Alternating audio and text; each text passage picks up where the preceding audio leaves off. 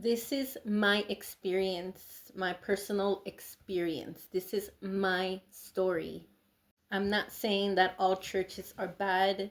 I'm not saying there's no good people out there. I'm not saying nothing, none of that. But what I do want to share is that we do need to do better as Christians.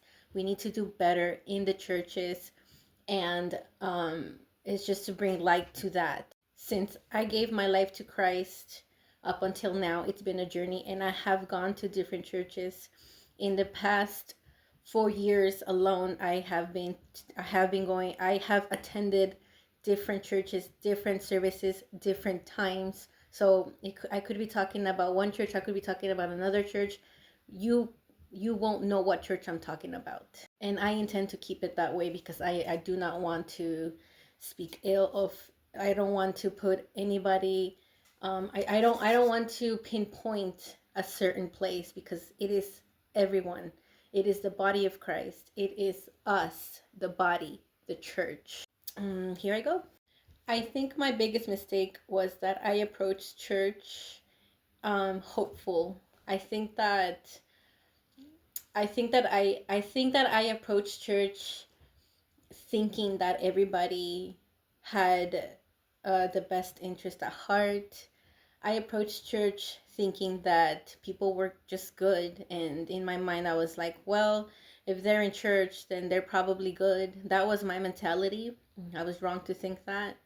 And the reason why I thought that is because honestly, I don't know why I thought that. I guess I wanted to believe there's good in people. I guess I wanted to believe that people cared.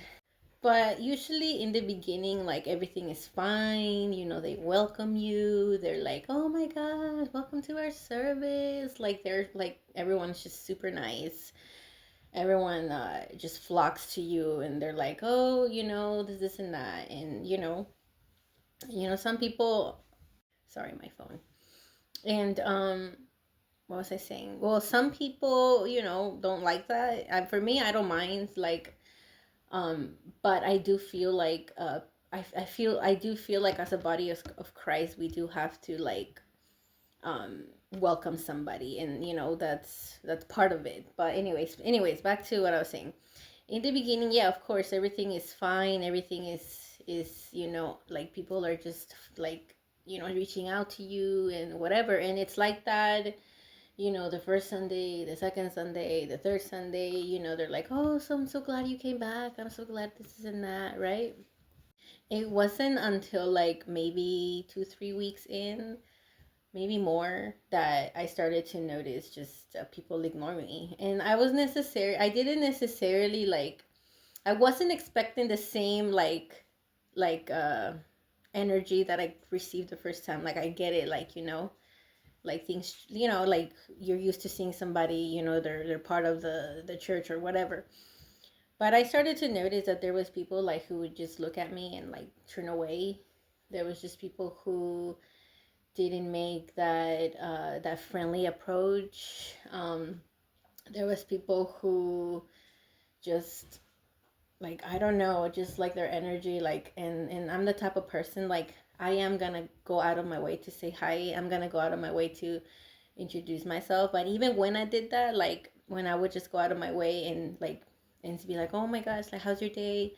I like your shirt," or whatever. I always try to find something to compliment and try to make people feel welcome. Even when I did that, like I would get like just just like a bad energy, just eye roll or whatever, And these are people that have been in the church for like a while.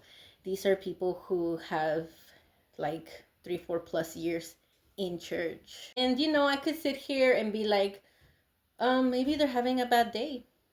Maybe they are going through something. Maybe I said something before that I didn't. Maybe they didn't. Maybe I said something in accident that offended them. Maybe this, maybe that. But then I started to think I was going through things too. I was going through pain and heartache too. I had my own demons to deal with. But I still chose to be kind. I still chose to make somebody feel welcome. I still chose to make people feel seen. So correct me if I'm wrong. If you think, oh, you know what, Edith, like you're expecting too much or this isn't that, tell me. In the comments, tell me, hey, I think you're out of line. Tell me. And this is my experience, and I am willing, more than willing, to be told that maybe I'm wrong. Maybe in my mind I saw it one thing, and maybe I need a outsider's perspective to tell me, well, you're wrong. I am completely open to that. But I do believe that if you are gonna put yourself if you're gonna put yourself out there, you're gonna attend this church. If you're gonna tell people, hey, come to my church, come to XYZ church, I like my church, or whatever. If you are going to represent your church, invite people, if you are going to show up to the church, if you have been showing up to that church year after year after year after year, I think that you owe it to other members, I guess, so to speak, new people, people who have been there maybe 2, 3, 4 months. I do think that you owe it to them to bring something, to make others feel welcome, to say hi, to ask somebody how their day was, to acknowledge people, to, I guess, put your feelings aside, put your problems aside, and make sure that others are feeling welcome. Because at the end of the day, we have to die to that. We have to put ourselves aside. That's why in the Bible it says, die to yourself. We have to put those emotions aside and make sure that others are okay. That's why it's important. I feel it's important to get into that presence before you even go to church. If you're gonna call yourself Christian, if you're gonna attend church, and if you have been going to that church for many, many years, I think it is your duty as a Christian to spend that time one-on-one with God. Pour out your feelings to Him, pour out all of that to Him, and then you can go to church and pour into others. At least that's what I think, and at least in me, I think I feel like I would do that. And maybe there were times where I got it wrong. Maybe there were times where, man, where I did get it wrong. I don't know, but from my part, at least I felt like I was doing that. And I was always the type of person, like whenever I would come in church, and I would see somebody like on the sidelines or whatever, that they were just in the corner, I would always approach them and say, hey, how are you doing, like, or whatever, you know what I mean? And maybe my mistake was that I expected that.